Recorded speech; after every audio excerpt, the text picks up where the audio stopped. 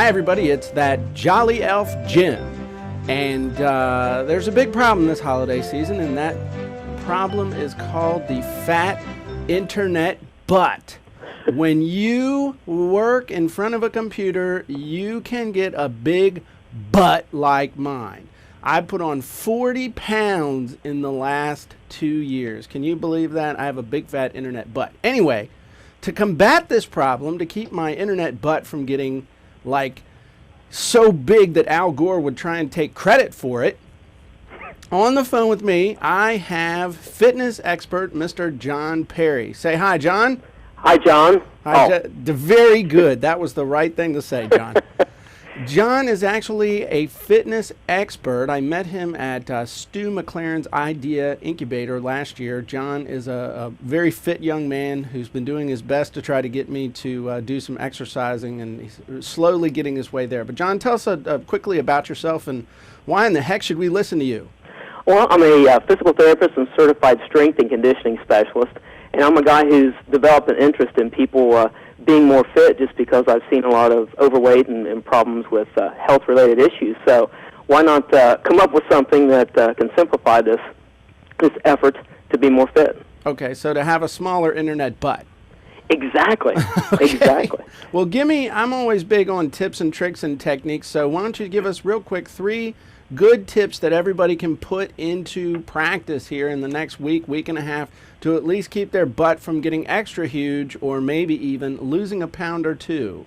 Well, first and foremost, they need to do full body routines. That means they get on their feet doing squats, lunges, exercises, even walking, climbing upstairs, step-ups. That would be first and foremost. I can do the walking. Well, that's great. Get your heart rate up for even if it's 5, 7, 10 minutes will be better than sitting, behind the computer all day long. What's the ideal, though?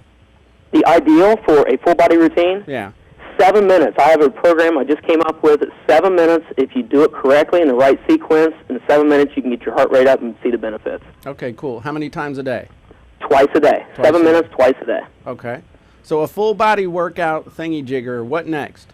Next thing you need to do is when you get in what I like to call the holiday zone, where you get around the table and everybody's starting to dig into the food, have a semi-plan of attack.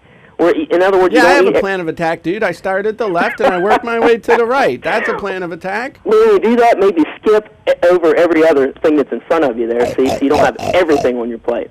Okay. But look at your carbs and your protein ratio, and try not to go too heavy on the sweets, and just have some sort of plan. You can still eat what you want, just limit what you eat. Real quick, I don't know the difference between protein and carbs. So. Proteins are like your meat, fish, nuts, or your proteins. Carbohydrates are your breads, pastas, fruits, and vegetables. Okay, so what should you do? And my rule of thumb is, eat 2 cookies instead of 8. That's exactly a good idea. And when I say have your plan, decide exactly what you're going to zone in on your sweets. Instead of having all of them, maybe pick those cookies instead of the pie and the cookies. Pick one instead of all 4. All right, so don't eat like a pig. You got it. All right, and what's number 3? Is plan your day.